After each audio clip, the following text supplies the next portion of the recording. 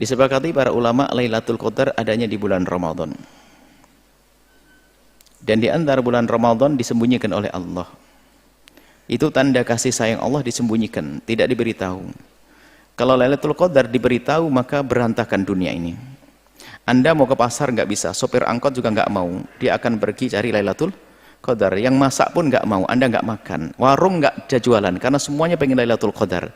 Karena disembunyikan Allah, alhamdulillah, disembunyikan jadi yang kerja-kerja, yang nyopir-nyopir begitu. Kalau dikasih tahu oleh Allah Lailatul Qadar besok malam, wah bubar semuanya.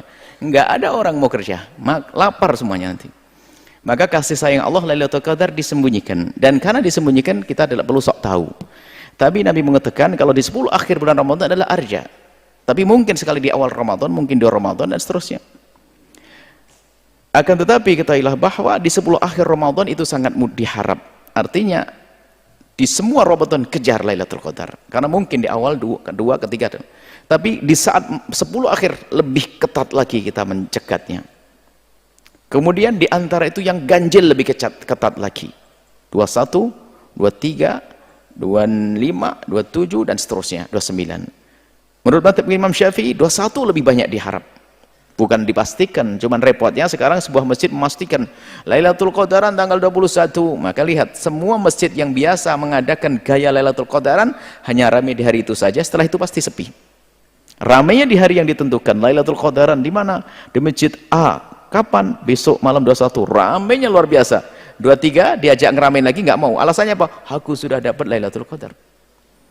Padahal Nabi tidak begitu ngajarinya. Nabi kalau sudah masuk idza dakhala al-asr al-awakhir min Ramadan yugidu ahlahu, dibangunkan keluarganya, syamir thawbahu, menyincingkan lengan baju dan seterusnya. Itu baginda Nabi kalau sudah masuki 10 akhir Ramadan, beliau membangunkan keluarganya dan beliau beribadah dengan lebih banyak lagi.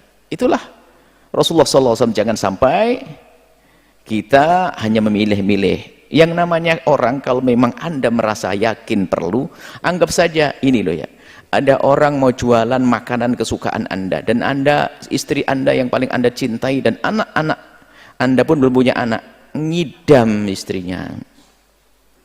Ngidam tak taunya apa? Makanan kesukaannya adalah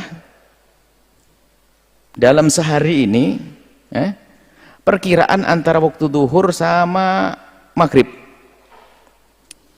Kira-kira gimana kalau Anda anggap saja sehari ini, tidak tahu bisa pagi, bisa siang, bisa sore. Karena Anda mengharap betul, pasti dari pagi Anda nunggui. Kalau sampai kelewat rugi saya. Nggak mungkin Anda kira kayaknya sih habis duhur deh saya tunggu. Setelah nunggu habis duhur, katanya sudah pagi datangnya. Artinya jangan pilah-pilah. Hidupkan semua malam Ramadan. Cuman kalau sudah masuki 10 akhir Ramadan, tingkatkan di hari ganjil, tingkatkan lagi. Begitulah baginda Nabi melaksanakannya.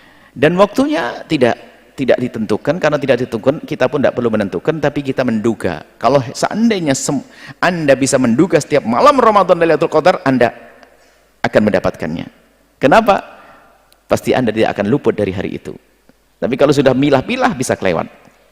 Baik, adapun waktunya adalah ya semalam itu Anda hidupkan dengan ibadah, di awal waktu atau di akhir waktu, dan di akhir waktu diutamakan. Lebih utama di akhir waktu. Nggak ada ketentuannya, semampu Anda. Yang penting malam itu adalah kurangi kemaksiatan, tingkatkan kebaikan.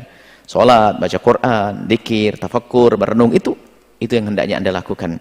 Baik, ajak keluarga. Tidak harus di masjid, bisa di rumah. Di rumah, jangan sampai gara-gara tidak ke masjid Anda nggak mendapatkan kebaikan. Mungkin ada sebagian wanita yang waktu atau di hari normal tidak seperti hari ini. Hari ini suaminya akan nginep di rumah semuanya. Kalau misalnya di hari-hari biasa suaminya itikaf di masjid, lalu istrinya di rumah jaga anak, Anda jangan mau ketinggalan, bangun di malam itu. Penuhi panggilan hal min mustaghfirin faghfirullah. Siapa yang minta ampun akan aku ampuni. Siapa yang minta hajat akan aku penuhi. Saya minta untuk dipenuhi hajatnya akan aku penuhi. Bangun juga, biarpun di rumah tetap berzikir, baca Al-Quran, baca sholawat dan seterusnya. Intinya hidupkan malam itu dengan ibadah. Itulah yang dimaksud orang menemui Lailatul Qadar. Itu bukan, oh aku ketemu Lailatul Qadar di perempatan jalan, bukan begitu. Artinya siapapun yang menghidupkan malam Lailatul Qadar dengan ibadah, maka dia mendapatkan Lailatul Qadar, biarpun dia tidak sadar kalau dia mendapatkannya.